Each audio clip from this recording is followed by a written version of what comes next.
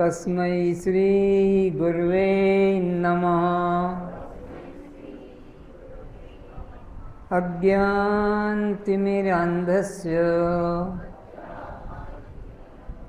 ज्ञानाञ्जनशलाकया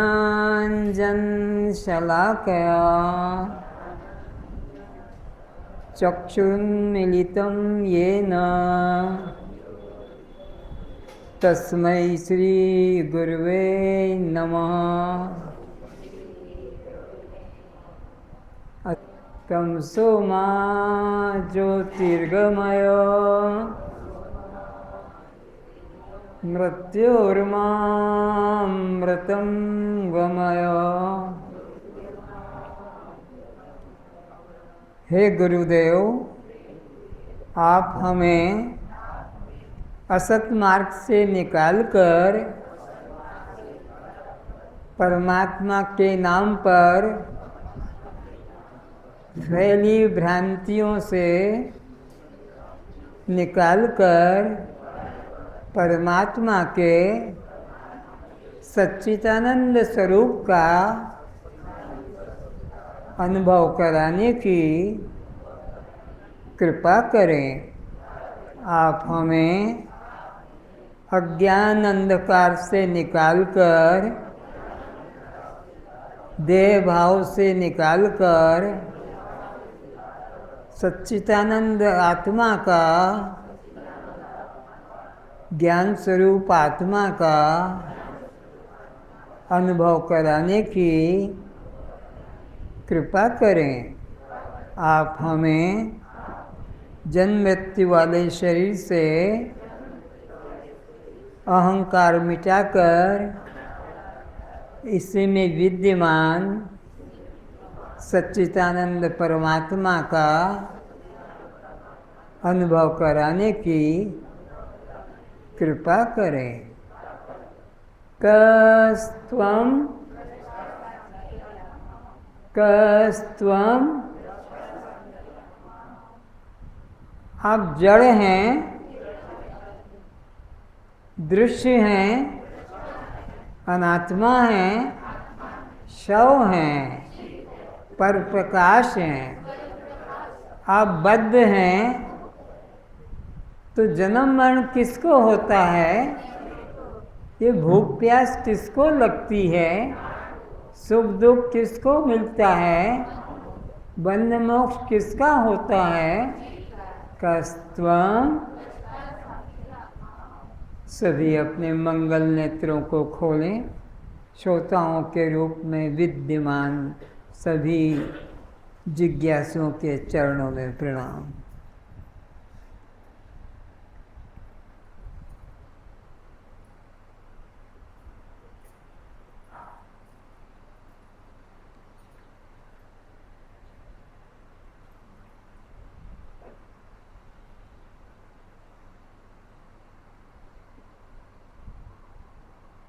बच्चे को आगे कर दो, तुम्हारे पीछे जो बच्चा है।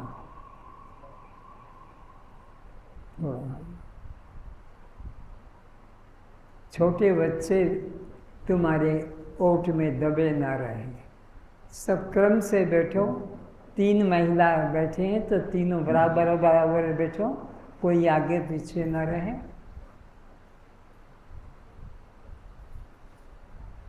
आप लोग अपनी कुर्सियों को दया करके आगे ले आओ। 6 फीट कम से कम, इतना पीछे तक बैठने की जरूरत नहीं। ब्रह्मा सृष्टि की रचना करते हैं, विष्णु भगवान सृष्टि का पालन करते हैं, शंकर भगवान सृष्टि का संहार करते हैं। ये ब्रह्मा विष्णु शंकर जगत प्रसिद्ध देवता हैं। संसार के 3 ही मुख्य देवता हैं। ब्रह्मा सृष्टिकर्ता, विष्णु पालन करता, शंकर संहार करता। पर ये बात उन महान देवों की है।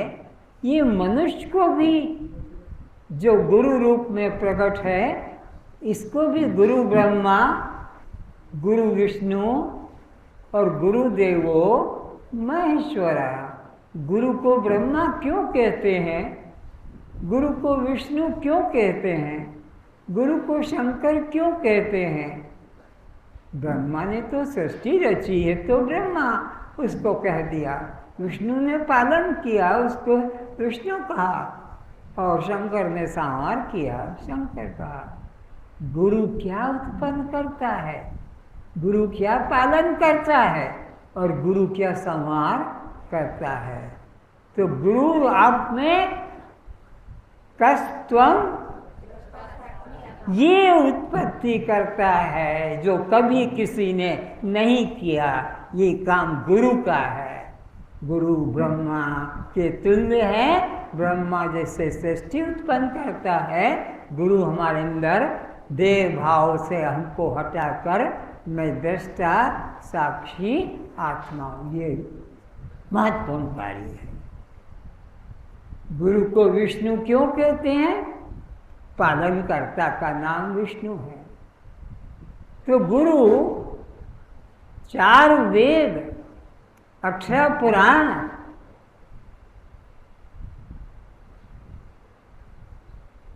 1108 उपनिषद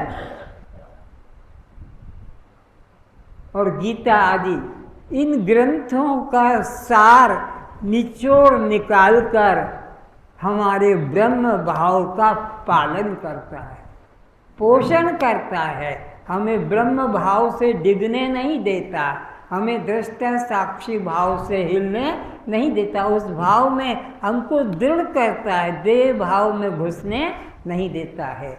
इसलिए वह गुरु विष्णु के तुल्य है। तो गुरु को शंकर क्यों कहते हैं? क्या विशेषता है गुरु में? अनादिकाल के देह भाव को जला देता है, अज्ञान अंधकार को, देह भाव को नष्ट करके हमें आत्मभाव में स्थित करता है। गुरु शंकर के तुल्य है, अनादि अज्ञान को नष्ट करता है। किसी से वो नहीं होता, पर वो गुरु ज्ञान रूपी अग्नि के द्वारा अज्ञान अंधकार का नाश करता है। तो ये गुरु के 3 पद ब्रह्मा, विष्णु और शंकर का तात्पर्य समझा। अब गुरु शब्द का अर्थ भी समझे। गु कहते हैं अज्ञान अंधकार को, और रु कहते हैं उसके विनाश करने को। अज्ञान अंधकार का जो विनाश करके ज्ञान का प्रकाश हमारे जीवन में कर देता है, उसको गुरु कहते हैं। अज्ञान अंधकार का नाश करके जो ज्ञान का प्रकाश कर दे, उसको सद्गुरु कहते हैं, गुरु कहते हैं। गुरु की 2 उपाधियां होती है, नोट करें। गुरु की 2 उपाधियां, ये सब महत्वपूर्ण विषय है, परीक्षा में आएगा, पूछा जाएगा। गुरु की 2 उपाधि क्या है, गुरु किसे कहते हैं, गुरु के लक्षण क्या है? तो यह आज का विषय गुरु पद का है, महत्वपूर्ण समझें। गुरु श्रोत्रिय और ब्रह्मनिष्ठ होता है। गुरु की 2 उपाधियां, श्रोत्रिय और ब्रह्मनिष्ठ। गुरु किसे कहते हैं? जो समस्त वेद उपनिषद धर्म ग्रंथों के सार को, मर्म को जानने वाला होता है। श्रोत्रिय मतलब शास्त्रों के तत्व को, मर्म को, रामायण का सार क्या, गीता का सार क्या, उपनिषद का सार क्या है, हनुमान चालीसा का सार क्या है, सब का वेद उपनिषद गीता भागवत के सार को जो जानने वाला होता है, उसे श्रोत्रिय कहते हैं। अब ब्रह्मनिष्ठ किसे कहते हैं? ब्रह्मनिष्ठ उस गुरु को कहते हैं जिसने शास्त्र के प्रतिपादित विषय ब्रह्म का अनुभव कर लिया है। जो शास्त्र उपनिषद जिसकी परमात्मा की चर्चा करते हैं, रामायण में जिसकी महिमा है, गीता भागवत में जिसकी महिमा है, वेद उपनिषद में जिसकी महिमा, उस ब्रह्म तत्व की जिसने अनुभूति जागृत कर ली है, उसको ब्रह्मनिष्ठ कहते हैं। तो गुरु की दो उपाधियां हो गई। गुरु की पहचान किससे? मोक्ष का उपदेश करने का अधिकार किसको मिलेगा? मोक्ष का उपदेश करने वाला श्रोत्रिय और ब्रह्मनिष्ठ होता है, उसे ही मुक्ति का उपदेश करने का अधिकार होता है, वही अपनी मुक्ति का अनुभव करता है। अब हम लोग तो गृहस्थी हैं, हम कहाँ श्रोत्रिय और ब्रह्मनिष्ठ बनने जाएंगे। इसलिए तुम इधर ही यहीं बैठ जाओ, उस जगह को छोड़ दो।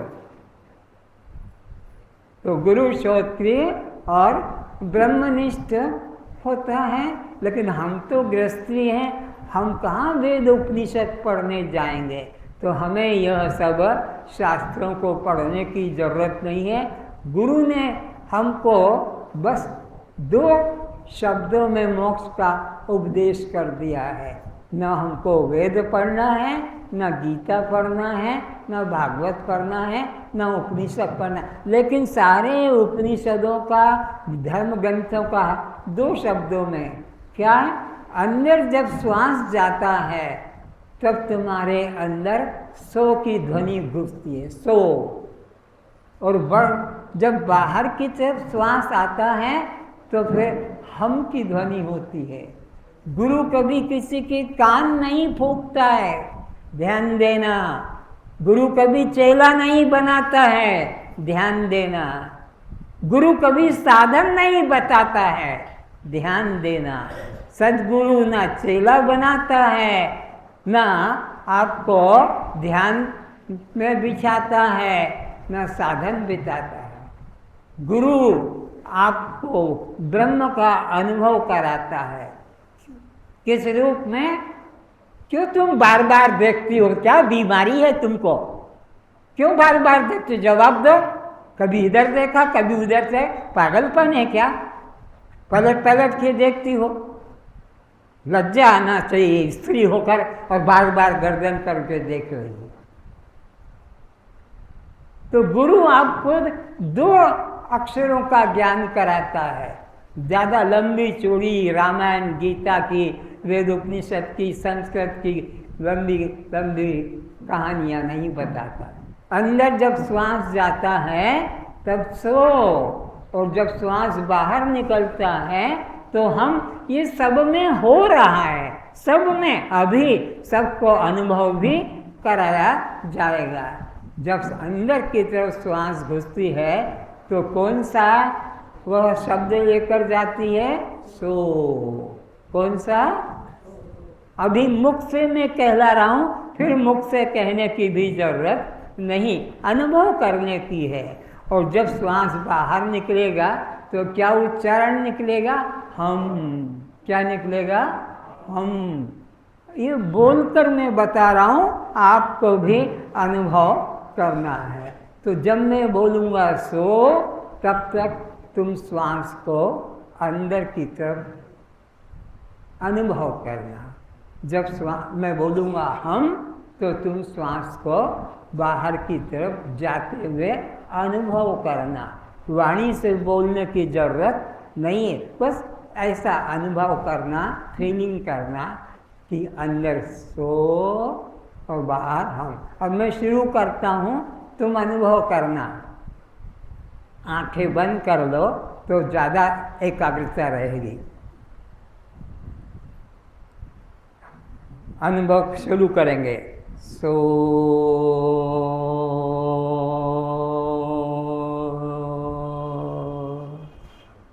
श्वास बाहर निकल गया। अब ये श्वास अंदर की तरफ लौट रहा है, उसका भी आप अनुभव करेंगे। हम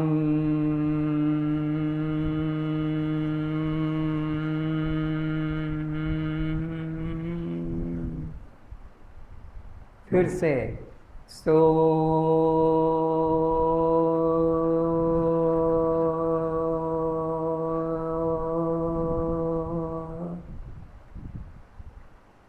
हम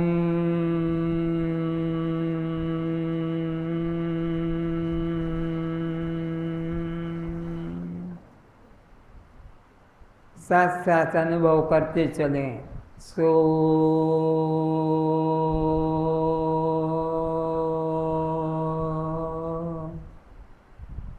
हम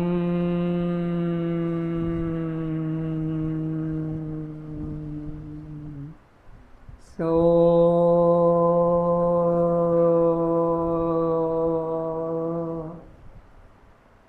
हम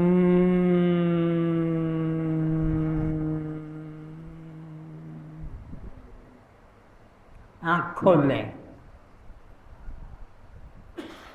यह मानसिक चिंतन है, ये जिह्वा का नहीं, ये जिह्वा का चिंतन नहीं है, इसलिए इसको अजपा जाप कहा। अजपा का मतलब है जो जपा न जाए, जो वाणी से कहा न जाए, उसको अजपा कहते हैं। हम तो गुरुओं से नाम कर्ण मंत्र लेकर और माला पकड़ के, कोई 1 माला, कोई 5 माला, सारा जीवन माला करते रहते हैं। कितनी भ्रम है, कितना भ्रम है। और ये माला करने से क्या परमात्मा मिलता है? माला तो कर में फिरे, जीव फिरे मनमाय।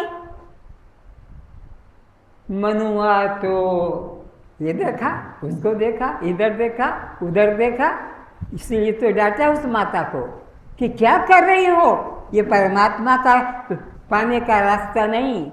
तो माला तो कर में फिरे, जीव फिरे मुखमाय, और मनवी राम तो चहुदिश फिरे, यह तो सुमिरन नाय। अरे ये धोखा है, ये धोखा है। तुम्हारी आंखें तो संसार को देख रही है, खाली वाणी से कोई नाम जप कर रहे हो, जबकि परमात्मा को अजपा जाप कहते हैं। अजपा, अजपा का मतलब जिसको जपा, बहुत काम की बात सुनना।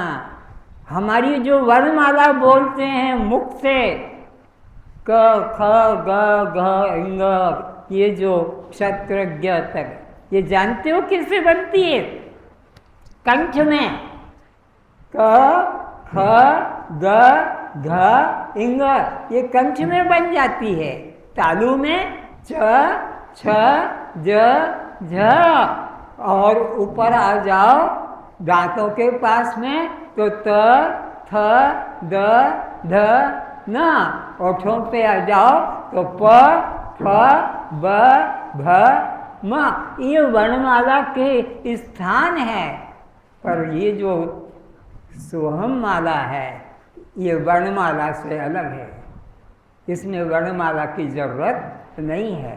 तो सो का मतलब वो परमात्मा जो पुराणों में, उपनिषदों में, गीता में लिखा है, वो परमात्मा। ये क्या पागलपन है, हाथ ऊपर उठा उठा के कर रहा है? बाहर चला जा, बाहर चला जा तू फिर से।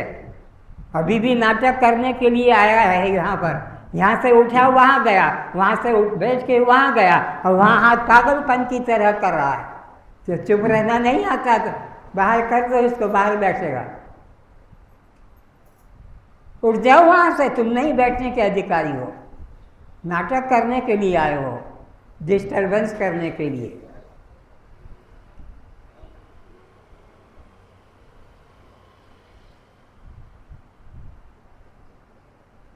तो परमात्मा का जाप श्वासों के साथ करना है। पढ़ा हुआ भी, शिक्षित भी, अशिक्षित भी, कोई भी परमात्मा का कर सकता है। इसमें कोई भी बाहरी विज्ञान की जरूरत नहीं। तो इसलिए श्रोत्रिय ब्रह्मनिष्ठ गुरु की शरण में जाओगे तभी तुम्हारा कल्याण होगा। वो सही बात बताएगा, ये माला करो, ये जप करो, ये ध्यान करो। वो कभी ध्यान के जंजाल में नहीं फंसाएगा। लोग 2-2 घंटे, 3-3 घंटे बैठे हैं बस पत्थर की मूर्ति बनकर, स्थिर होकर, और बड़ा गर्व है कि मैं 2 घंटे, 1 घंटा, 15 मिनट और 10 मिनट ध्यान करता हूँ। ध्यान किया नहीं जाता। कोई सच्चा सद्गुरु ध्यान करना नहीं बताएगा, और जो ध्यान करना सिखाता है वो कभी तुम्हें सत्य का अनुभव नहीं करा सकता। ध्यान किया नहीं जाता, ध्यान होने का नाम है। ध्यान होने का नाम है, करने का नाम ध्यान नहीं, वो तो अभिनय मात्र है। ध्यान होता है। पत्नी का ध्यान करना पड़ता है, बोलो, पति का ध्यान करना पड़ता है, पुत्र पुत्री का ध्यान करना पड़ता है, ऑफिस का, दुकान का, धंधे का ध्यान करना पड़ता है कि होता रहता है? होता रहता है। जिन वस्तुओं में तुमने अपनापन, जिन वस्तुओं में प्रीति जोड़ के रखी है, उनका ऑटोमेटिक ध्यान अपने आप होता रहता है, करना नहीं पड़ता है। परमात्मा को तुमसे तुमने कोई संबंध, पत्नी का संबंध जोड़ा है, पति का संबंध संसार में जोड़ा है, पुत्र पुत्री का, तो उनका ध्यान होता रहता है। पुत्र कहाँ है, पुत्री कहाँ है, पत्नी कहाँ है, वो कैसे है, दुकान धंधा कैसा, सब करते रहते हो। पर परमात्मा भी कोई वस्तु है संसार की? परमात्मा तो तुम्हारा स्वरूप है। तो ध्यान होने का नाम है। ये कितनी गूढ़ बातें हैं, ये बाहर के सत्संग में तुमको ये बातें नहीं मिली, और मिली है तो वो सत्संग है, हम उसका इनकार भी, अगर ये बातें बाहर आपको पहले से ही मालूम पड़ गई कि ये ध्यान किया नहीं जाता, ध्यान होने का नाम है। और जो ध्यान किया जाता है वो अभिनय है, वो नाटक है, वो सिनेमा का कलाकार है जो ध्यान की लीला करके दिखा रहा है। परमात्मा तो तुम्हारा स्वरूप है। अस्तु, अपने स्वरूप के संबंध में परिभाषाओं का ज्ञान होना जरूरी है। मैंने कल भी कहा, आज भी, रोज परिभाषाओं का ज्ञान करना जरूरी है, जिससे अजपा जाप। अजपा का मतलब होता है जो जपा न जाए। तो ये मालूम होगा अर्थ, तो तुम जप करना छोड़ दोगे। अरे ये तो जप है, परमात्मा तो अजपा से मिलता है, तो अर्थ का ज्ञान होना चाहिए। तो अब बताएं, जड़ किसे कहते हैं? जल्दी बोल दो हाथों से आके। हाँ, अपने को भी ना जाने और दूसरे को भी न जाने, उसे जड़ कहते हैं। तो फिर चेतन किसे कहते हैं? जो बोलो ना, अपने को भी जाने और सबको जाने, उसे चैतन्य कहते हैं।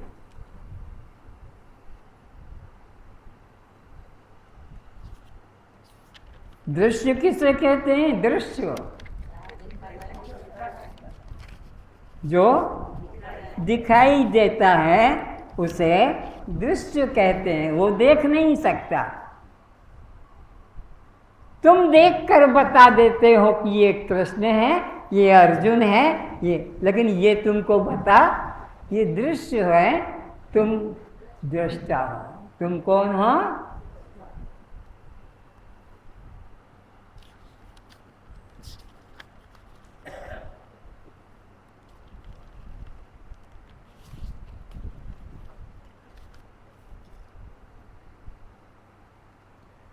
सत्संग किसे कहते हैं?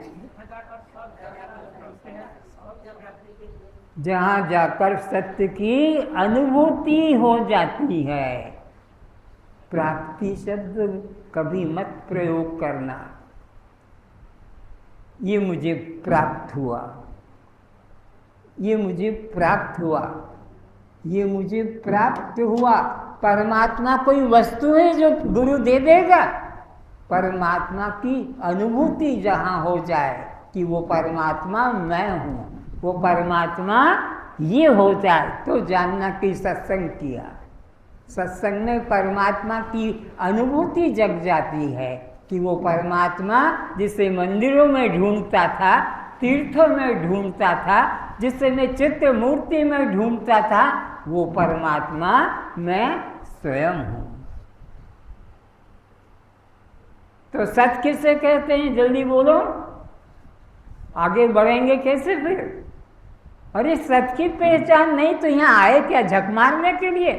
परमात्मा सत्य की मिथ्या है, बोलो, जिसका कभी नाश न हो, जो सदा रहे उसे सत्य कहते हैं। ऐसी वस्तु का नाम सत्य है। ये चित्र मूर्ति क्या सत्य है? अभी बने बिगड़ जाएंगे, टूट जाएंगे, सड़ जाएंगे, नष्ट हो जाएंगे। ये मनुष्य के द्वारा बनाया, परमात्मा तो नित्य है। परमात्मा किसी ने पैदा नहीं किया, परमात्मा की कभी मृत्यु होती नहीं।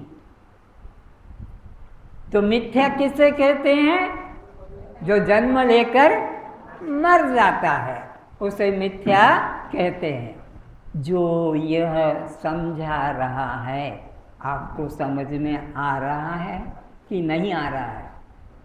सत्य, मिथ्या, जड़, चेतन, ये बात मैं समझा रहा हूँ तो समझ में आ रहा है कि नहीं? नहीं आ रहा है तो ठीक है।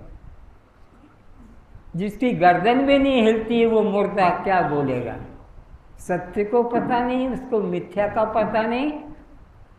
अब असत किसको कहते हैं? असत की परिभाषा लिखा किसी ने? बोलो, क्या लिखा? वाणी से तो कहा जाए, पर छूकर पकड़कर बताया उसे असत कहते हैं। परमात्मा सत्य है, शरीर तुम्हारा मिथ्या है, क्योंकि जन्म लेकर मर जाता है। परमात्मा आत्मा तुम्हारा स्वरूप सत्य है, और ये नाम असत है, जाति असत है, आश्रम असत है, उपाधियां कहीं पता नहीं लगता है कि तुम मास्टर हो, कि विद्यार्थी हो, कि तुम ऑफिसर हो, कि तुम क्लर्क हो, बस कल्पना मात्र है।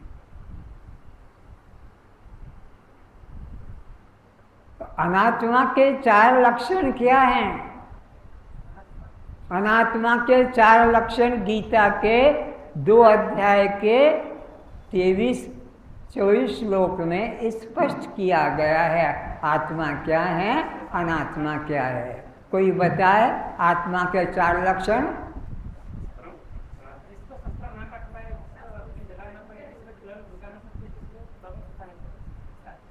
ठीक कहा। शस्त्र से कटता नहीं, अग्नि से जलता नहीं, पानी से भीगता नहीं, पवन से सूखता नहीं, उसे आत्मा कहते हैं। तो अनात्मा किसे कहेंगे? काटने से कट जाए, जलाने से जल जाए, भिगाने से भीग जाए, और सुखाने से सूख जाए। तुम्हारा शरीर आत्मा है कि अनात्मा है? क्या है? अनात्मा है। हमारा शरीर क्या है? अनात्मा है। क्यों अनात्मा है? काटने से, जलाने से, भिगाने से, सुखाने से। इसलिए तुम्हारा हमारा शरीर आत्मा की अनात्मा? तो तुम आत्मा हो कि अनात्मा हो? हम कौन है? आत्मा। हम कौन है? तुम आत्मा। क्यों? कि तुम्हारा कभी नाश नहीं होता है। जन्म बदलते रहते हो, लेकिन नाश कभी होता? पुनरपि जननम पुनरपि मरणम पुनरपि जननी जठरे शयनम।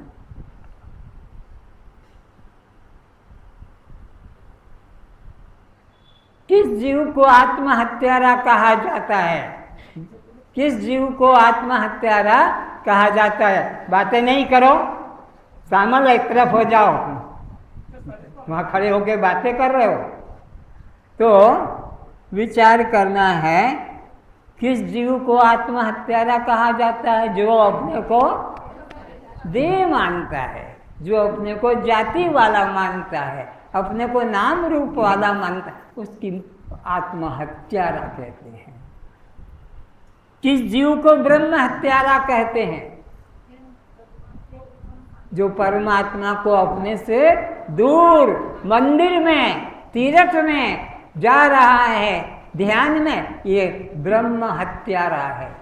कितनी गूढ़ बातें कौन बाजार में ये बताएगा, कौन बाहर के कीर्तन भजन वाले जान पाएंगे कि अगर आज अपने को देह मानता है जाति वाला, नाम वाला, तो सोचो ये आत्महत्यारा है। और परमात्मा को मंदिर में ढूंढने जा रहा है, फूल फल मिष्ठान लेकर आरती करने, पूजा करने, भगवान ये दिखने में लगता है कि बड़ा भगत राज है, नियम से रोज आरती पूजा करता है, लेकिन वास्तव में वेदांत उसको ब्रह्म हत्यारा कहते हैं। क्योंकि परमात्मा से अपने को अलग, अपने से परमात्मा को अलग, जबकि यहाँ एक परमात्मा के अलावा दूसरा नेह नास्ति किंचन वेद कहता है। रामायण के शब्दों में सिया राम में सब जग, सिया राम में सब जग, सारा जगत क्या है? सिया राम रूप है।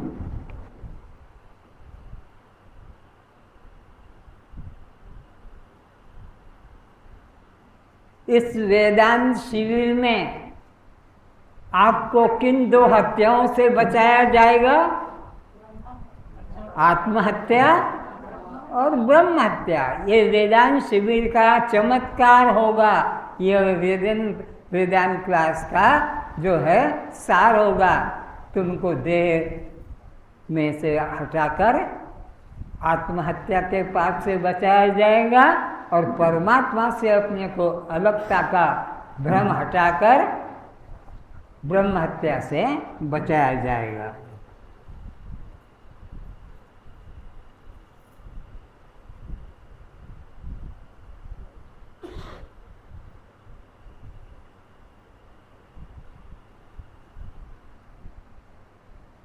ये सारा जगत राममय है। ये रामायण में भगवान राम ने कहा, क्या कहा? सिया राम में सब जग।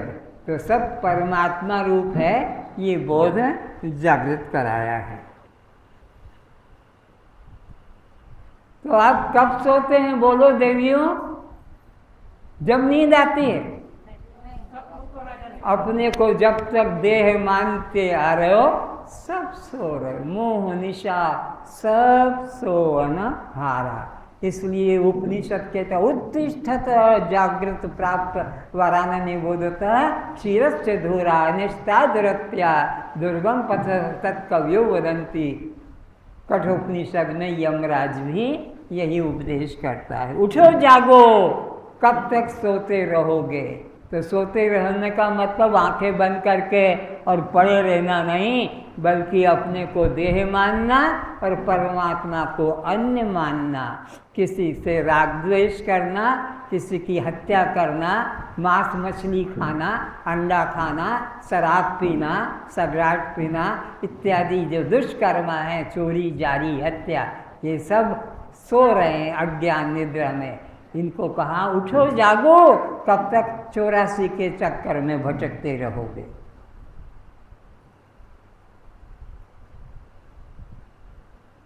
तो जीव पृथ्वी पर पहले आते हैं कि भगवान पहले आते हैं? जीव पहले होते हैं। तो अवतार पहले आते हैं कि पहले जीव होते हैं? अगर जीव ना होते और पाप न बढ़ता तो भगवान को आने की जरूरत, तो भगवान पहले आए कि पहले जीव आया? जीव आया और पाप कर्म किए तो उसको हटाकर धर्म की शिक्षा देने के लिए। तो आप भगवान के पहले हैं कि भगवान के बाद में?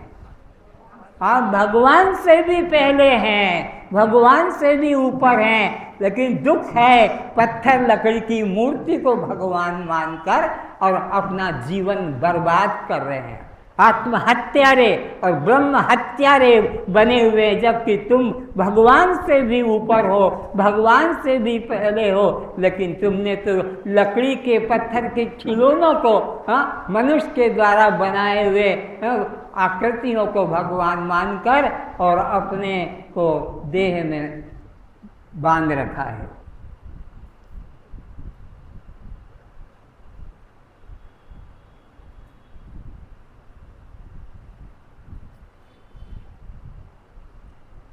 तो भगवान कभी कभी क्यों आते हैं? सब समय नहीं। जब जब पाप बढ़ जाता है, जब जब धर्म छुप जाता है, तब तब परमात्मा पृथ्वी पर धर्म की रक्षा करने के लिए और पापियों का नाश करने के लिए वो पृथ्वी के ऊपर आता है।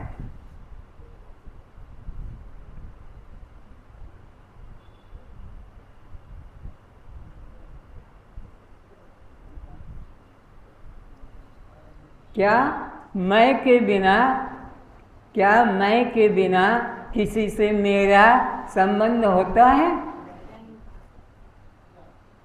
मैं के बिना किसी से मेरा संबंध नहीं होता है। उनके नाम बताओ जिनके साथ मेरा पना जुड़ा है, जरा बोलो जल्दी से।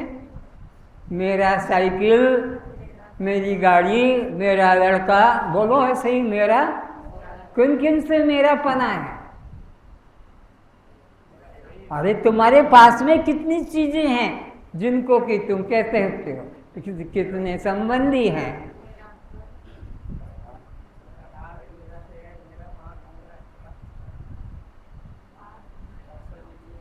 तो जिन जिन को मेरा कहा उनको मैं कह के बता सकते हो? बोलो। अरे बोल के तो बोलो। मेरा कुत्ता, तो मैं करके बोल सकोगे उसको? मैं कुत्ता। मेरा बेटा, मैं करके बोलोगे मैं बेटा? जिसको मेरा पति, तो मैं पति कहोगे? तो जो मैं से मेरा सगा अलग होता है। जिसको मेरा कहा जाता है वो मैं से अलग होता है।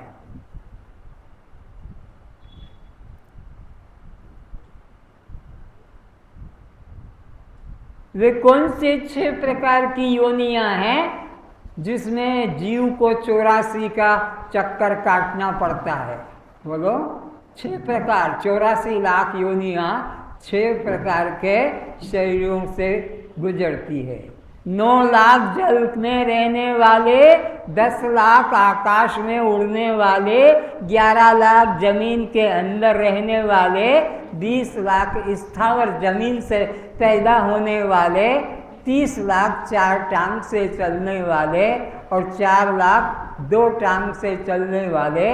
इस तरह आकर 6 प्रकार के मार्गों से यह जीवात्मा संसार में भटक रहा है।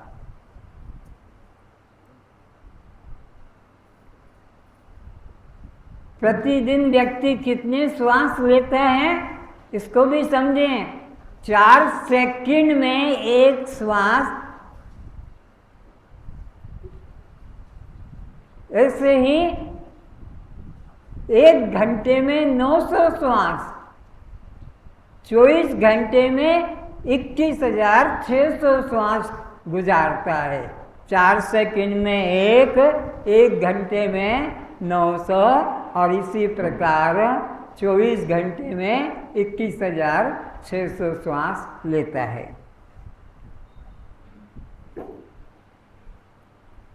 लेता है कि अपने आप होते रहते हैं। अपने आप, हमें खींचना छोड़ना नहीं पड़ता।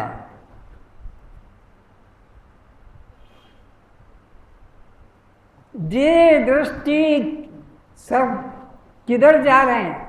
देह दृष्टि से सब जीव किधर जा रहे हैं? मौत की तरफ। कुछ भी करो देह दृष्टि से सब मौत की तरफ जा रहे हैं। अपने आप बिना, नदियां सब बिना प्रयत्न के सागर की तरफ, नदियों को सागर की तरफ ढकेलना पड़ता है, खींचना पड़ता है, अपने आप खींची चली जाती है। तो इसी तरह मौत की तरफ सब अपने आप शरीर खींचे चले जाते हैं। और जीव दृष्टि से सब किधर जा रहे हैं? जी लड़के शांत बैठो। और जीव दृष्टि से सब किधर जा रहे हैं? देह दृष्टि से सब कहाँ जा रहे हैं?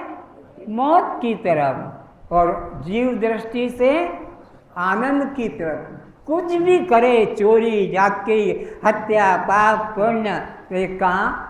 आनंद पाने के लिए, सुख पाने के लिए। सुख पाना ही सब जीव का लक्ष्य है। मनुष्य जीवन में सबसे ज्यादा क्या है? और योनियों की अपेक्षा मनुष्य जीवन में सबसे ज्यादा क्या है? 4 चीजें सब में बराबर है। मनुष्य पशु कौन कौन सी? आहार, निद्रा, भय और मैथुन। ये सब में चल रहे हैं, कोई इससे वंचित नहीं है।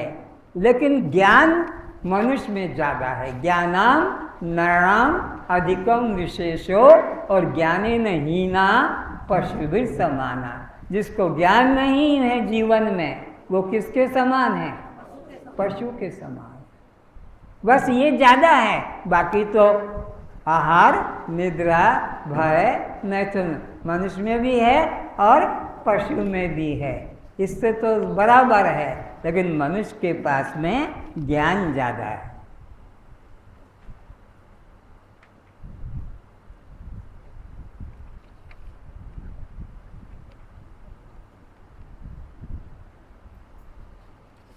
अब कोई भी पृथ्वी पर रहने वाला, तुम्हारे यहीं नीमापाड़ा की बात कराता हूँ, उत्तर देते रहना। क्या नीमापाड़ा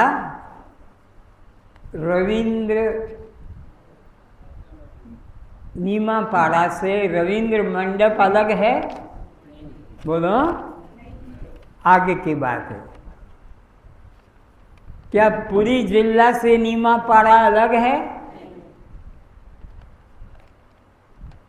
क्या उड़ीसा से पुरी जिला अलग है? क्या भारत से उड़ीसा अलग है? क्या एशिया से भारत अलग है? तो क्या संसार से एशिया अलग है? इसी प्रकार परमात्मा सर्वव्यापक होने से उससे कोई जीव अलग है? हरि व्यापक सर्वत्र। इसलिए जो परमात्मा सर्वत्र समान है, उससे कोई जीव अलग बोलो नहीं है। तो तुम सब हम परमात्मा से कभी अलग थे नहीं, है नहीं और हो सकेंगे नहीं। पर मूर्ख आदमी अपने को इन पत्थर, लकड़ी, कांच, पीतल, धातु के मूर्तियों को भगवान कल्पित बनाकर अपने को उनकी सेवा में लगाए रहता है। जबकि वेद कहता है तत्त्वमसि, सामवेद के छांदोग्य उपनिषद के अंदर कहा है तत्त्वमसि, जाको तू खोजत फिरे सो तू आपे आप। अरे जिसको तू खोजने तीर्थ मंदिर में भटक रहा है, वो तो तू खुद है, लेकिन नहीं जानता है गुरु के बिना, इसलिए भटकता रहता है। तो कोई भी समष्टि सत्ता से व्यष्टि सत्ता अलग, व्यापक से व्याप्य अलग नहीं होता है।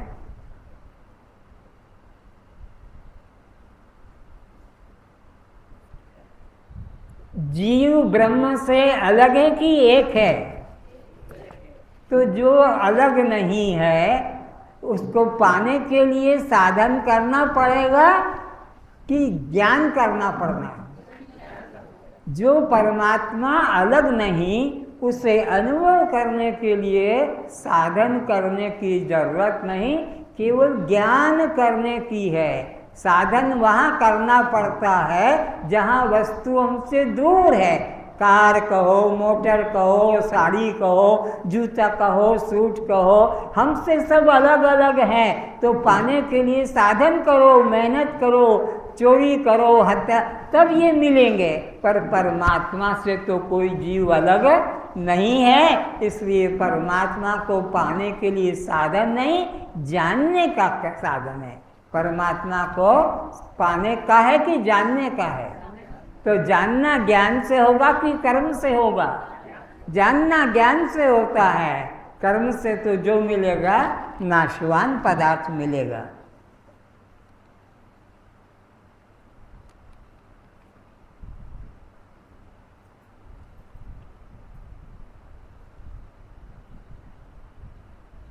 दूध में घी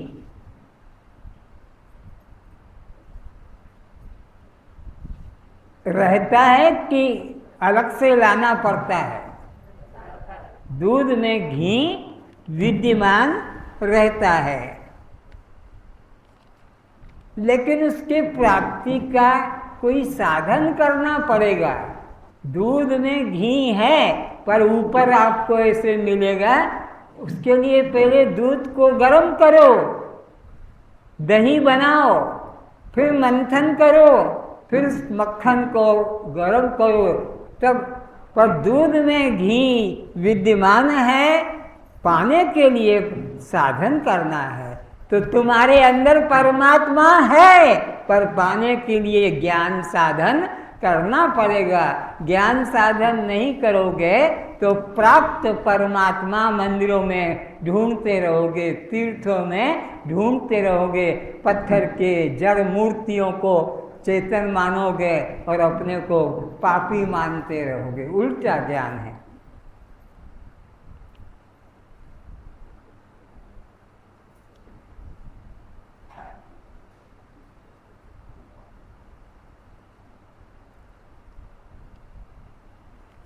तो परमात्मा को पाने के लिए साधन करना है कि ज्ञान करना है? बोलो।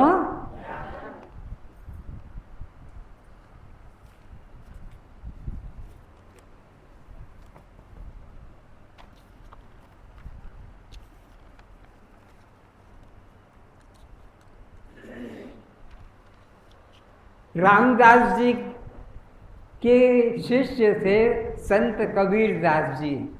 आज का विषय है बहुत महत्वपूर्ण। कबीरदास जी अपने गुरु रामदास की सेवा में लगे रहते हैं सुबह से संध्या तक। गुरु की सेवा में अपने जीवन को समर्पित कर दिया, अपने देह का ख्याल नहीं करते, गुरु की सेवा में लगे रहते हैं।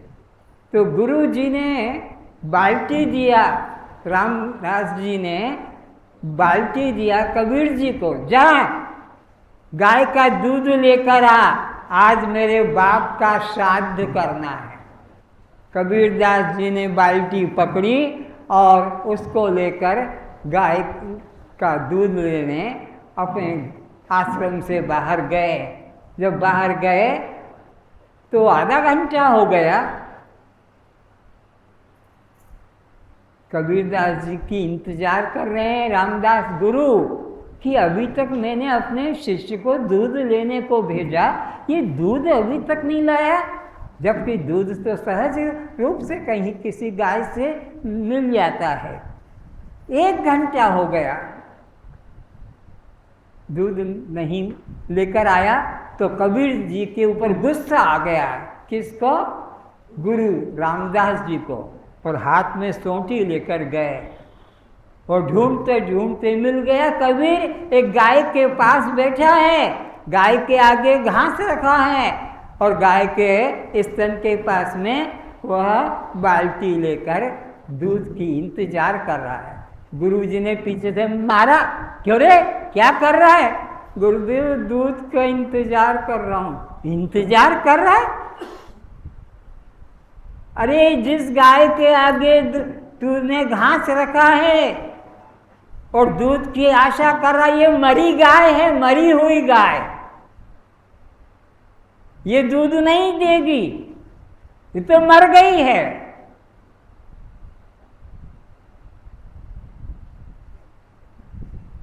तो गुरुजी जिनका श्राद्ध कर रहे हो वो कितने साल पहले मरे थे? बोले 25 साल पहले। तो वो 25 साल पहले मरे थे, वो तुम्हारा श्राद्ध लेंगे? ये मरी गाय दूध नहीं देगी, उठ यहाँ से। कबीरदास जी के द्वारा ज्ञान जग गया कि मरे के नाम पर श्राद्ध करने से वो मरा व्यक्ति आकर लेने वाला, आज यही पागलपन हो रहा है। श्रद्धांजलि होगी तो मरा हुआ पशु दूध लेता है, तो मरा हुआ जो तुम्हारा दादा परदादा, वो भी तुम्हारे उसको ग्रहण करता नहीं है।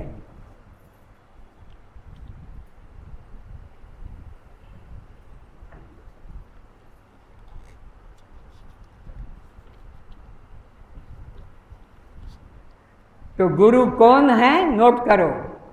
5 भ्रांतियों से जो मुक्ति दिला सके उसे सद्गुरु कहते हैं। 5 भ्रांतियों से जो मुक्ति दिला सके और एक ब्रह्म का निश्चय करा सके उसे सद्गुरु कहते हैं। 5 भ्रांतियों के नाम लिखो। पहला, भेद भ्रांति। दूसरा, कर्ता भोक्ता भ्रांति। तीसरा, संग भ्रांति।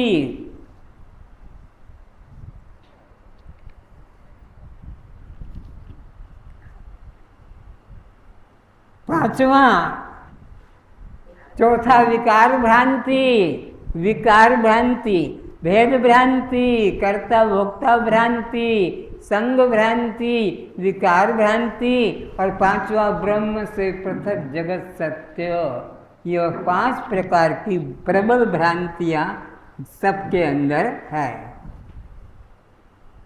भेद भ्रांति, कर्ता भोक्ता भ्रांति, संग भ्रांति, विकार भ्रांति और ब्रह्म से भिन्न जगत। ये 5 प्रकार की भ्रांतियों से तुमको निश्चित अलग करके और आत्मा का बोध कराए, वो है सच्चा सद्गुरु। परमात्मा तुम से अलग नहीं है। तुम न करता हो न भोक्ता। करता भोक्ता तो मन या जीव है, तुम ब्रह्म न करता हो न भोक्ता हो। इस तरह से 5 भ्रांतियों से जो मुक्ति करा सके उसको सद्गुरु कहते हैं।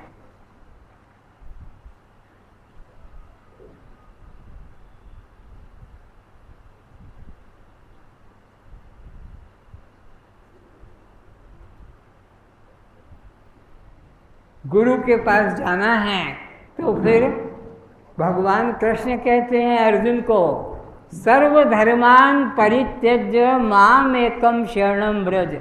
सब धर्मों का परित्याग करके एकमात्र मेरी शरण में आएगा तब तेरा कल्याण होगा। बहुत ध्यान से सुनो।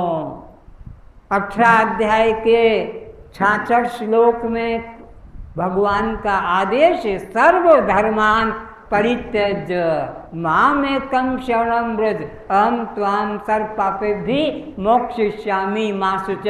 मैं तुझे सब पापों से, जीवन में जो गुरु हत्या, पिता माता की हत्या, बच्चे की, लड़की की हत्या, तुमने जो जो भी किया सब पाप से मैं, सर्व धर्म से मैं तुझे मुक्त कर दूंगा। पर कब? जब अपनी तू पुरानी अहंकार को मन से निकाल देगा। सर्व धर्मान परित्यज्य। ये दाढ़ी, ये मूछें, ये हाथ में चूड़ा पहन के रखा है पुरुष होकर, ये रस्सियां बांध के रखी है, तो यह मोटरसाइकिल में भी चूड़ा लटका रखा है या चूड़ी लटका रखी है, कोई फीता बांध के रखा है तो कोई बाल फंदा बांध के रखा है। अरे इन दाढ़ी मूछों के रखने से कल्याण हो जाता तो बकरे के तो बहुत लंबी दाढ़ी है, तुम्हारा तो नंबर बाद में आएगा क्योंकि तुम्हारी तो छोटी सी दाढ़ी है, बकरे के तो लंबे लंबे हैं। तो ये दाढ़ी रखने से कल्याण का संबंध नहीं है कि मूछे रखने से कल्याण का संबंध नहीं है। महिलाओं को तो मूछ नहीं होती है तो उनको क्या कल्याण हो जाएगा? ये मूछ और ये दाढ़ी और ये हाथ में लाल जोड़ा रस्सी बांधना, कि गले में रस्सी बांधना या गले में कोई ताबीज लटकाना, ये जब तक ये पाखंड छोड़ोगे नहीं तब तक तुम्हारा कल्याण नहीं होगा। इसलिए भगवान ने आदेश दिया, सर्व धर्मान परित्यज्य, जिन जिनको तुमने धर्म मान के पकड़ा है, जिन जिनको तुमने धर्म मान के और जीवन में धारण किया है, इन सब का त्याग करके मेरी शरण में आ जा।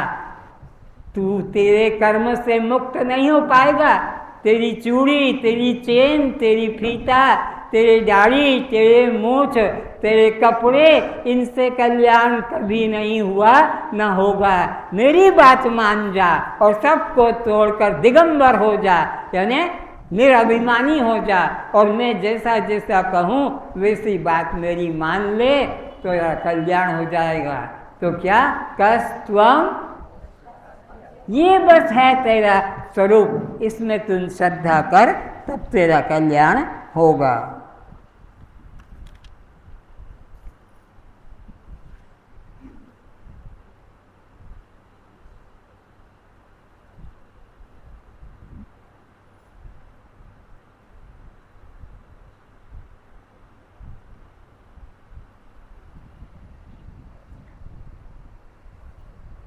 नारद भगवान विष्णु के सत्संग में जाते थे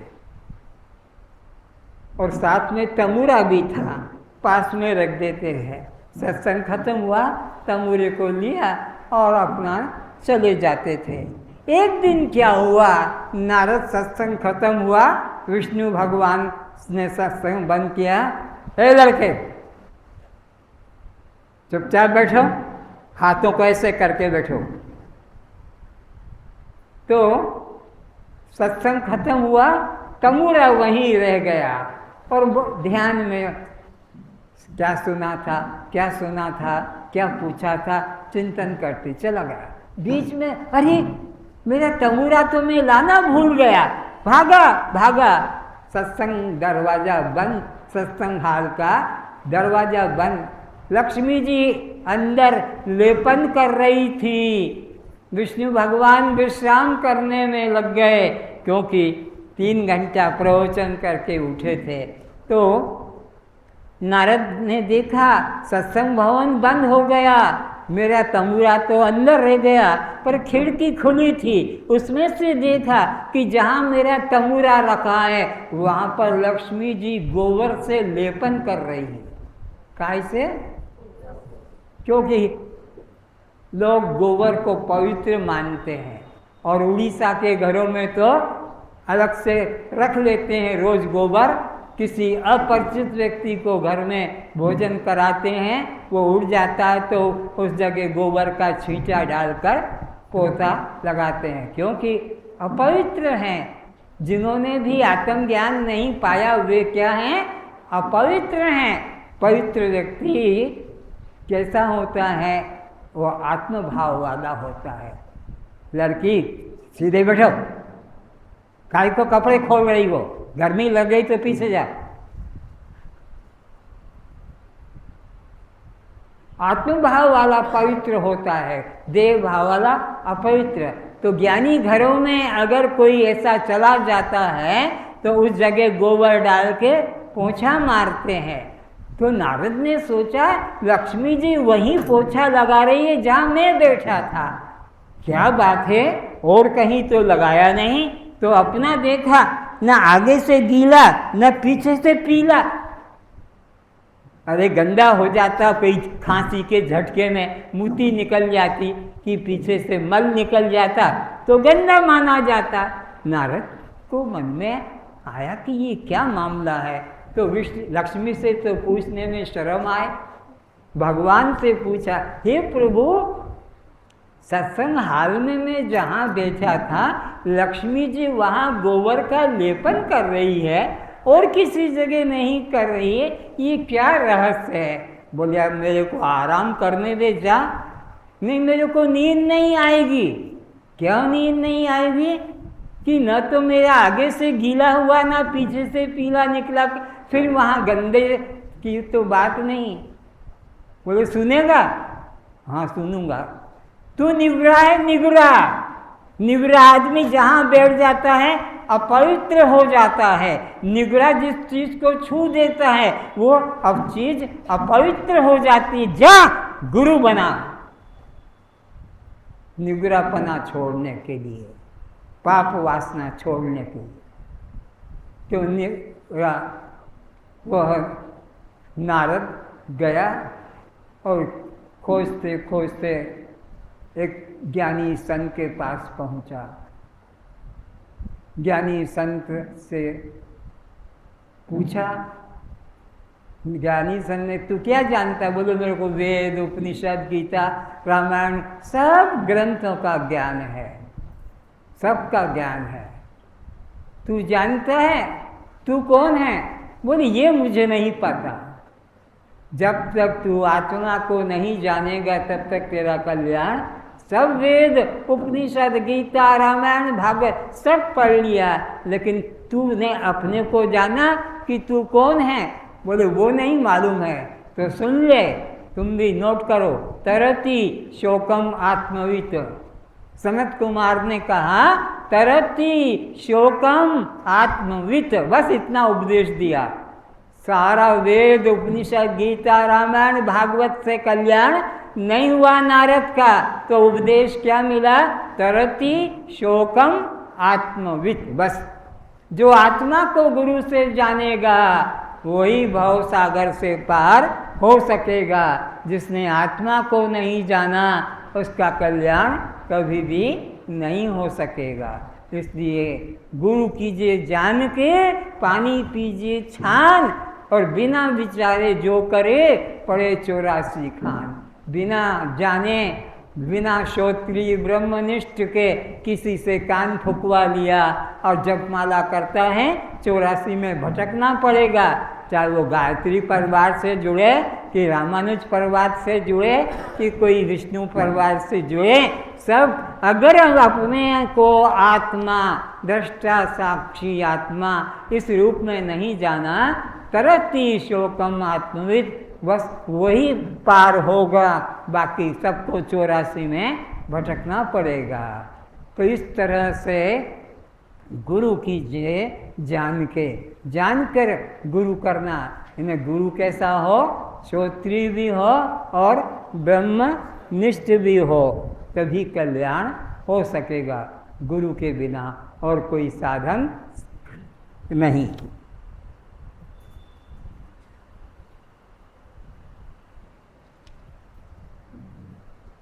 भगवान विष्णु जी खुद लक्ष्मी जी के पास गए और कहा, ए लक्ष्मी, आज मुझे समय मिला, आज छुट्टी का दिन है ना, श्रद्धांजलि का दिन है, दीपावली का दिन है, तो मेरे को कुछ काम तो था नहीं, इसलिए मैं तेरे पास, क्योंकि सब तो मुर्दों को ठहराने के लिए लगे हैं, तो मेरे तरफ कोई आएगा नहीं, तो मैं तेरे पास आया हूँ। बोले आइए, आपका स्वागत है। बोले मेरे को ये पूछना है कि यह तेरे सर पर सफ़ेद सफ़ेद रगड़ कैसी लगी हुई है? बोले तुम सब पूछो प्रभु, पर ये मत पूछो कि मेरे सर पर रगड़ कैसी। मेरे को यही पूछना है। मैं कई दिनों से सोच रहा था कि कोई दिन मिले मौका ताकि मैं इससे पूछूं। आज मौका मिला है, आज छुट्टी का दिन है, बता। बोले सुनोगे? हाँ, तो इसीलिए तो प्रश्न करता हूँ, तो सुनो। ये जितने जगत गुरु, ये जितने मल्लेश्वर, महामल्लेश्वर, जितने संत, योगी, तपस्वी, बाबा, ये जितने महात्मा घूम रहे हैं पृथ्वी पर, इन सब के आगे में,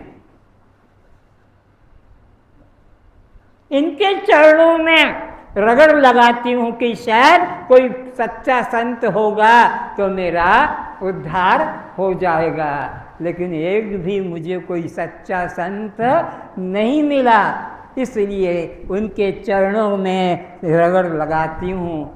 भगवान की पत्नी लक्ष्मी को भी गुरु की जरूरत है। गुरु बिना होई की ज्ञान, ज्ञान की होई वैराग बिना, बिना ज्ञान के वैराग्य नहीं, वैराग्य बिना परमात्मा में अनुराग भी नहीं। तो विष्णु जी की पत्नी लक्ष्मी को भी गुरु खोजना पड़ा, और तुम कहते गुरु गुरु सब बेकार है, कोई जरूरत नहीं है। विष्णु भगवान की पत्नी गुरु खोजती है, क्योंकि गुरु से ही गुरु बिन ज्ञान हो ही नहीं। तो अब ये बता, ये तेरे पाँव में सफ़ेद सफ़ेद चिन्ह कैसे पड़े हैं? सुनोगे? सुनो, ये जितने बैठे हैं यहाँ, ये मेरे चरणों में सर रगड़ते हैं।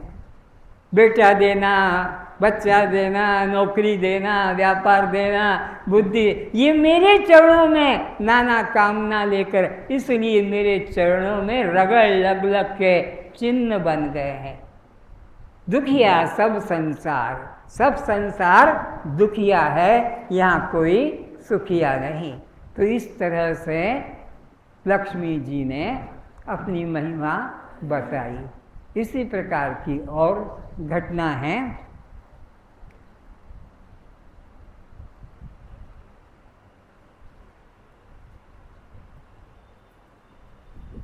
शिष्यों के 3 भेद हैं, उत्तम, मध्यम, नोट करो, उत्तम, मध्यम, अधम।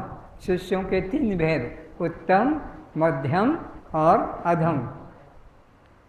उत्तम शिष्य कौन, मध्यम शिष्य कौन और अधम शिष्य कौन? सुन लो, गुरु के कहने के पहले जो काम करे वो उत्तम शिष्य है।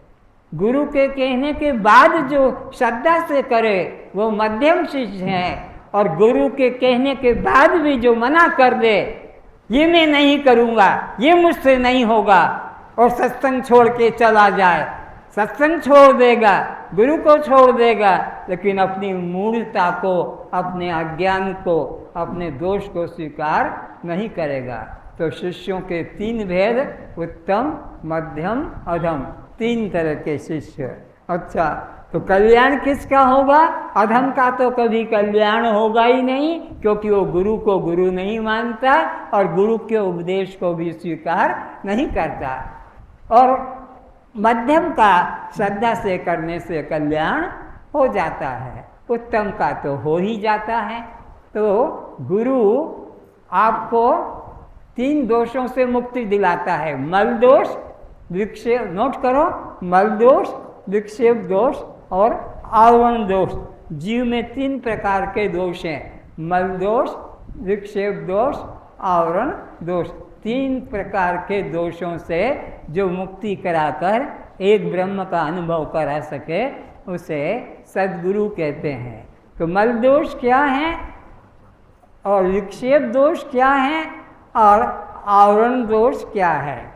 मल दोष, मन वचन कर्म से दूसरे को सताना, मांस मछली खाना, अंडा खाना, शराब पीना, जुआ खेलना, दुष्कर्म करना, चोरी जारी, जमाखोरी, व्यभिचार करना, ये सब जीव के मल दोष है। इसको दूर करने के लिए 80,000 मंत्र वेद में है। मल दोष को दूर करने के लिए 80 है, ये वेद में 1 लाख मंत्र है। 1 लाख का हिसाब क्या है? 80,000 कर्म कांड और 16,000 उपासना कांड और 4,000 जो हैं यह ज्ञान कांड के हैं। तो 80,000 वेद मंत्रों के साधन उसको निष्काम कर्म करना सिखाता है गुरु, जिसमें मल दोष है। विक्षेप दोष वाले को उपासना करना सिखाता है। 16,000 मंत्र उसके बताए गए किस तरह से उपासना करना चाहिए, और 4,000 मंत्र अज्ञान दोष को हटाने के लिए 4,000 ज्ञान कांड के मंत्र बताता है। तो गुरु 3 तरह के दोषों से जीव को मुक्ति कराता है, मल, विक्षेप और आवरण के। इस तरह से सच्चा सद्गुरु आपको संसार बंधन से मुक्ति दिलाता है।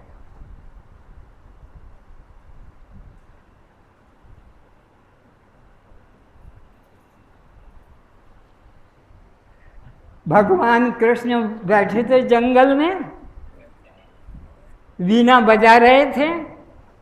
गोपियाँ को पता लगा कि दुर्वासा जी आए हैं यमुना के उस पार, तो दर्शन करने के लिए संत के दर्शन करना चाहिए। अरे संत अगर आते हैं हमारे गांव में, संत आते हैं हमारे मोहल्ले में, संत आते हैं हमारे घर में तो उनका दर्शन जरूर करना चाहिए। तो गोपियाँ अपने घर से चली दर्शन के लिए। गोपियों के पति गोपियों को घर से बाहर जाना नहीं देना चाहते थे।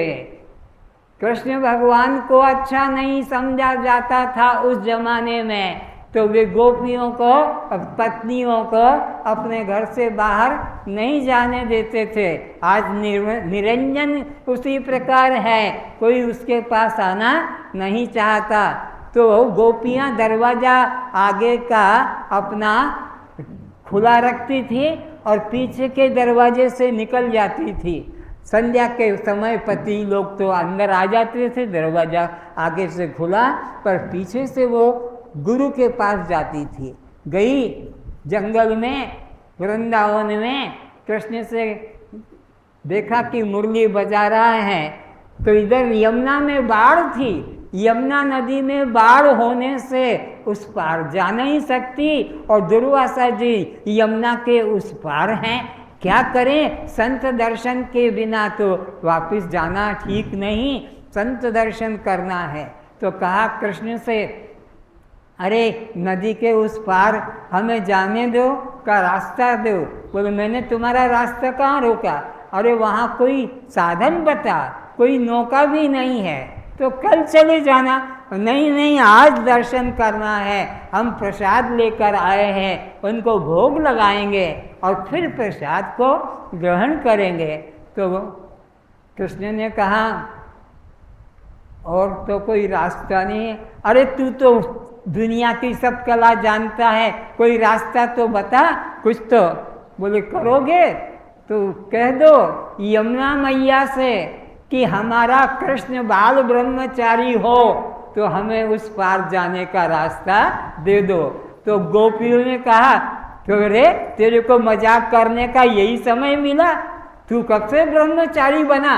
कल चुम्बन लिया तो दाग अभी तक निकले, कल मेरा चूड़ा तोड़ दिया, कल मेरी साड़ी का पल्ला खींच के मुझे अलग कर दिया, तू कब से ब्रह्मचारी बना? बोले और मुझे कुछ पता नहीं, तुम्हारी जो मर्जी आए करो। दूसरी गोपियों ने कहा, अरे वो ब्रह्मचारी की भ्रष्टाचारी, हमें क्या मतलब, हमें तो नदी के उस पार जाना है, रास्ता मिल जाए तो अच्छा है। यमुना मैया हमारे कृष्ण, और हंसी भी आ रही, बाल ब्रह्मचारी हो जाए हो तो रास्ता दे दो। नदी दो भागों में बढ़ गई, यमुना नदी दो भागों में हो गई और वो कृष्ण उस बीच, अपना कृष्ण की गोपियाँ उस बीच रास्ते से निकल गई। उधर देखा फिर वापस यमुना मिल गई। गजब की बात है, ये ब्रह्मचारी हो गया, कल तक हमको छेड़ता रहा और अब ये ब्रह्मचारी, और रास्ता भी दे दिया। इधर दुर्वासा जी को प्रणाम किया, तिलक लगाया, गले में माला डाली, अपने हाथों से भोग लगाया, पेट भर के अच्छे से डकार लेकर खा लिया। गोपियों की थाली सब सफा, कुछ भी घर के लिए बचा नहीं कि घर में कुछ ले जाएं, बच्चों के लिए प्रसाद सब खिला दिया, सब पेट भर के।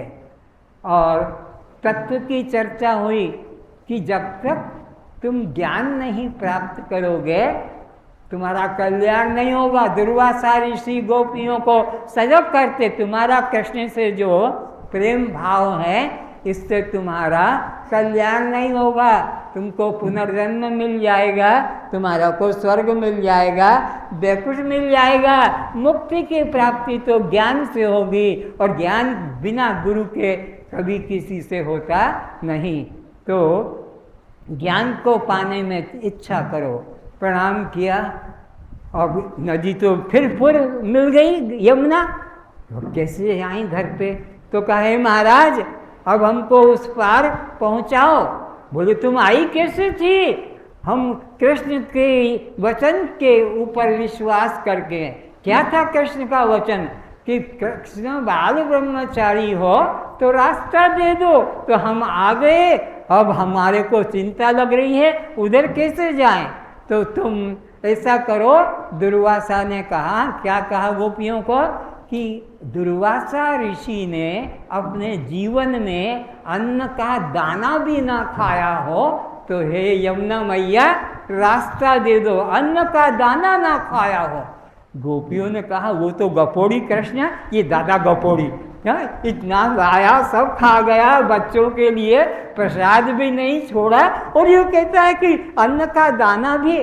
बोले भाई उसकी बात बैठ गई, इसकी भी कह के देखो। और यमुना मैया ने रास्ता दे दिया, पार हो गए, फिर यमुना मिल गया। बोले ये बड़ा खतरनाक मामला है, यह बिना गुरु के सिद्ध होने वाला नहीं। तो कहने का मतलब है कि गुरु के बिना ज्ञान प्राप्त नहीं होता है, और ज्ञान में कोई संशय नहीं करना चाहिए।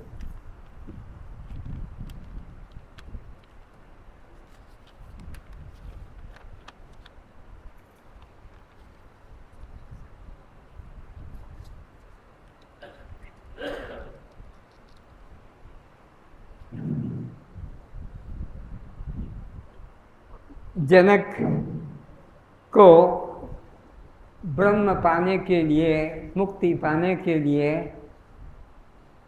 सुखदेव जी के पास भेजा गया। सुखदेव जी के महल के बाहर पहरेदार खड़े हैं, तो लिख कर देना पड़ता था कि कौन आया है, कहाँ से आया है और क्यों आया है। तो सुखदेव जी ने कहा वो चिट्ठी को पढ़ के कि राजा जनक आए हैं आपसे ब्रह्म ज्ञान पाने के लिए। तो बोले बोलो, 7 दिन खड़ा रहे बाहर, 1 सप्ताह के बाद मिलेंगे। ब्रह्मा का पुत्र, सृष्टि के रचने वाला, उनका बेटा वो जनक, वह बाहर खड़ा रहा 7 दिन। उसके बाद कहा जनक की परीक्षा लेने के लिए सुखदेव ने अपने शिष्य को कहा जरा देख के आओ, वो है ब्रह्मा का पुत्र। जनक की भाग गया, क्योंकि निराश हो जाता, 7 दिन कौन इंतजार करेगा, पर खड़ा था। तुम उसको अंदर बुला लो, हम अंदर मिलेंगे 7 दिन बाद। फिर 7 दिन के लिए अंदर महल में रखा, पर मिलने नहीं दिया। जनक को सुखदेव के पास आने का मौका नहीं मिला। फिर कहा कि वो सुखदेव जो जनक आया था वो खड़ा है कि चला गया। अगर खड़ा है तो अंदर भेज दो महलों में मेरे रानियों के पास, मैं उससे मिलूँगा। और वहाँ खबर पहुँचा दी और अंदर महलों में पहुँचा दिया। और रानियों को कहा कि जो भी व्यवहार करे, कोई भेदभाव मन में स्त्री का पुरुष का नहीं रखना। वो जनक अंदर महल में आएगा, जिस रानी के कमरे में रहे, जिस रानी के साथ रमण करे, कोई भाव मन में मत लाना। 7 दिन फिर हो गए, 21 दिन हो गए अंदर रहते रहते, मुलाकात नहीं हुई। तब उसको कहा कि ये दूध का कटोरा ले लो, और दूध के कटोरे को लेकर और मेरे महलों में रानियों के कमरों में जाओ, हर रानियों को देखो, उनके रूप को, सौंदर्य को, अलंकारों को, सजावट को। दूध नीचे नहीं गिरना चाहिए, दूध पूरा भरा हुआ था। और इस तरह से पूरे रानियों के कमरों में घुमाया और अब आगे लाके खड़ा किया। सुखदेव ने पूछा कौन सी रानी पसंद है, कौन सी मेरी रानी तुम्हें पसंद है? बोले मेरे को पता ही नहीं पसंद क्या तू आंख बंद करके था ना? मेरा तो ध्यान दूध के कटोरे में था कि कहीं नीचे दूध ना गिर जाए, तो इसलिए, क्योंकि दूध गिर जाएगा तो आपने कहा था उसको फांसी की सजा दी जाएगी। अब फांसी की सजा मेरे को सुना दी गई और दूध नीचे गिरना नहीं चाहिए।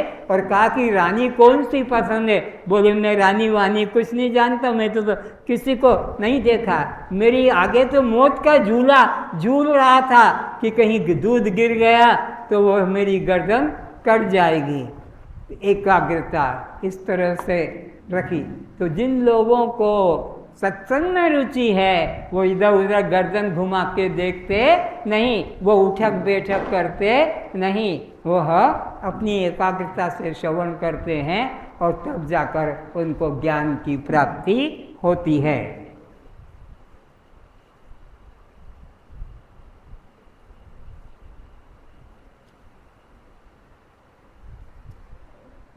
अब एक राजा को सुख की तलाश थी कि सुख कैसे मिले, सुख कैसे मिले। तो उसने कहा कि जो आदमी कोई भी हो उसकी एक कमीज लेके आ जाओ, तो मैं उससे सुख का अनुभव करूँगा, क्योंकि सुख सबके पास समान है। तो करते करते एक संत को देखा कि वो संत के पास में कुछ भी नहीं है, लेकिन वो बहुत सुखी, बहुत आनंद है। तो कहा, भाई तुम्हारी कमीज कहाँ है? बोले मेरे पास कमीज नहीं है, मेरे को कमीज की क्या जरूरत है, मैं तो खुद आनंद रूप हूँ। आनंद रूप व्यक्ति के लिए न पत्नी चाहिए, न पति चाहिए, न पुत्र, न राज, न मकान।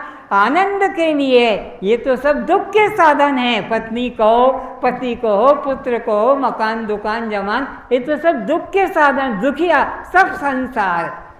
तो मेरे पास कमीज नहीं। जाके कहा राजा को कि महाराज वह कमीज तो कोई रखता ही नहीं है। उसको बोले मेरे पास ले आओ। गया, महाराज आप चलिए, हमारे राजा ने आपको बुलाया है। मैं क्यों जाऊं, मेरे को कोई चीज़ की जरूरत नहीं, मैं सुखी आनंद रूप हूँ। राजा के पास तो वो जाएगा जो अपने को दुखी जानता है, दरिद्र जानता है, तो मैं नहीं जाता। जाकर कहा महाराज वो तो आने को तैयार नहीं, मैं क्यों जाऊं, मेरे को क्या कमी है? राजा को कमी है, राजा मेरे पास आए। राजा गया, जाकर कहा कि मेरे को आपका ज्ञान सुना। बोले आज टाइम नहीं है, कल आना।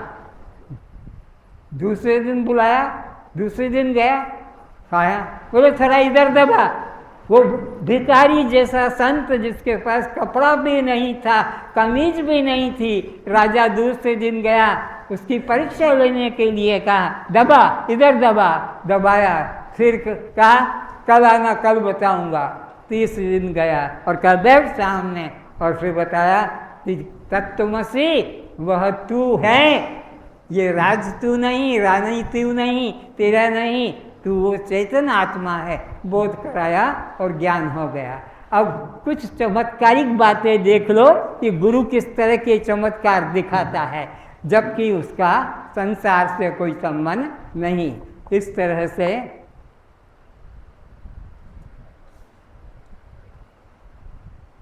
ये बल्ब देख रहे हो, बिना बिजली के और ये बल्ब प्रकाशित हो जाता है। ये गुरु की शक्ति का चमत्कार है।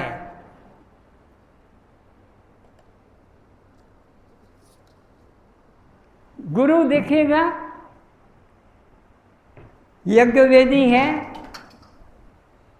इसमें अग्नि प्रकट हो जाएगी।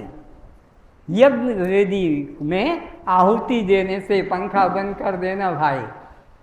ओम भूर्भुवः स्वः तत्सवितुर्वरेण्यं भर्गो देवस्य धीमहि धियो यो नः प्रचोदयात्। ओम भूर्भुवः स्वः तत्सवितुर्वरेण्यं भर्गो देवस्य धीमहि धियो यो नः प्रचोदयात्।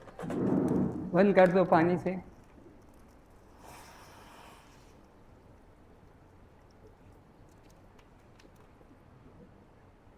पानी इसमें दे दो अलग से, इसमें ही दे दो, गिलास नहीं, इसमें आहुति के, ये तो बर्फ हो जाएगा ना, साधा कोई कटोरा नहीं।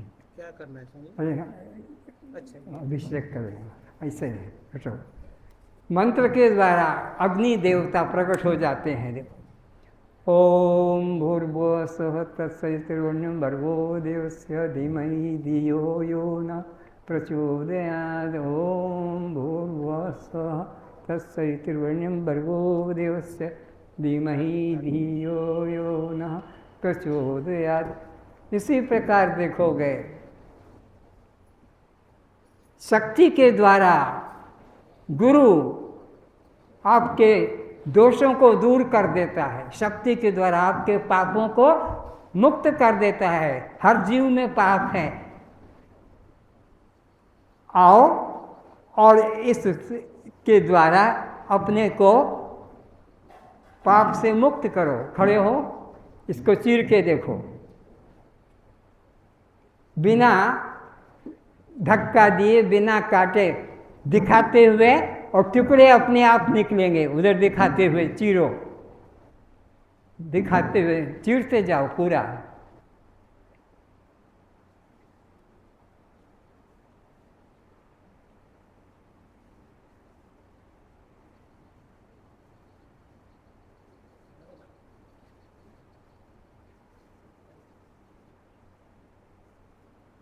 देखो, इधर रख दो, इसको चीर के दिखाओ। ये 3 दोषों को मुक्ति कराने वाला है, वो 2 दोषों से मुक्ति करा देता है।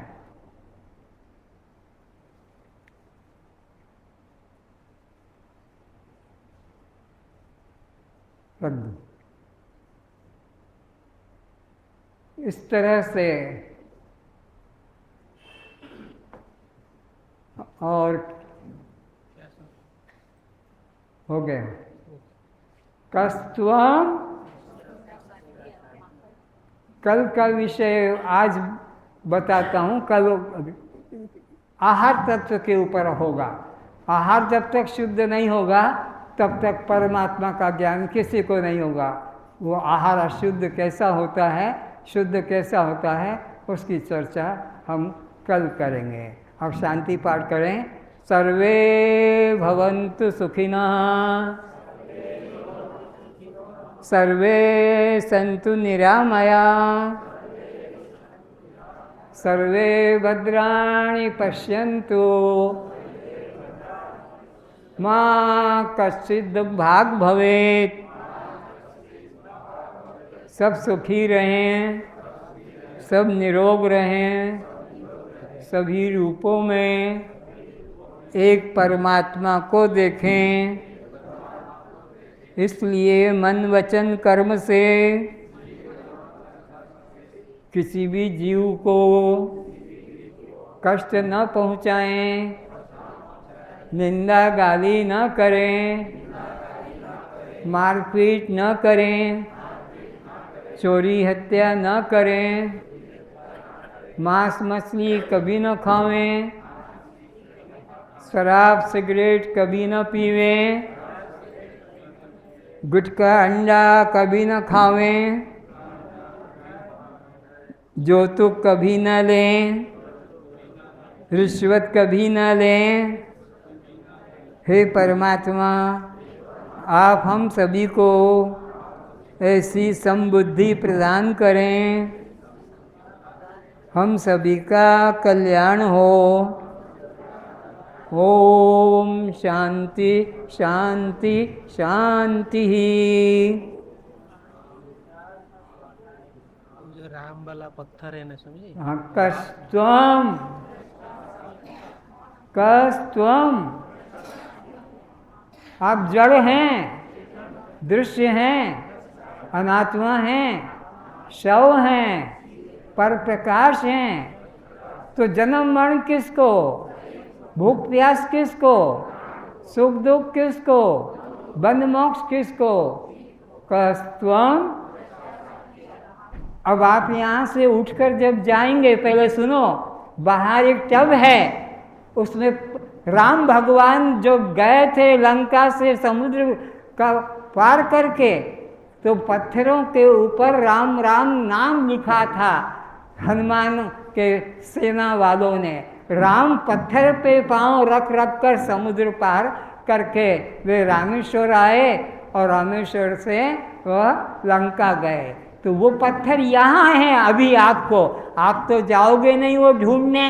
वो रामेश्वर का वो पत्थर जिस पे राम लिखा पानी में, उस पत्थर को देख कर जाना, छू कर जाना, उठा के भी देखना, कोई पाप नहीं है, तो प्रणाम भी करना। तो एक एक व्यक्ति को देख कर जाएंगे, घर मत ले जाना।